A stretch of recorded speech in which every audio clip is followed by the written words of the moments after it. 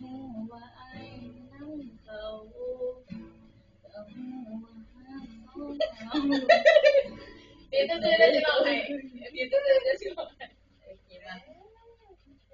ใช้พี่แค่ตื่นให้ก่อนก็หูว่าไอ้นี่มันเป็นเสียงผู้หญิงเป็นเสียงผู้ชายหรอเอาละไทยเอาละไทยบอกเสียงตายละไทยบอกโอ้ยตื่นแน่ๆไปก็หูว่าไอ้อยู่นำก็หูว่าฮักต้นเขาจังใดก็เอาคืนบ่ได้ก็หูอ้ายเคยตัวกันแล้วก็ยังจำฝังใจเอกจาสิเหตุจังใด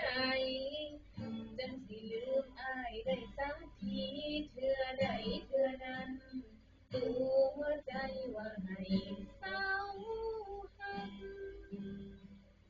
ตั้งใจว่าสิฟังคักๆแต่จะเห็นบ่ได้สักทีสั่งได้สั่งแล้วบ่ต้องไว้เฮ็ดแนวดอกก็อายมาหลอกมาสู่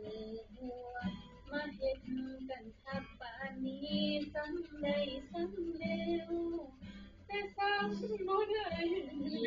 เดี๋ยวบ่ถึงมันหลอกอย่างเห็นบ่แม่นใจบ่มักดีแต่ย้อนฮักอายนี่ติเลยสั่งบ่ได้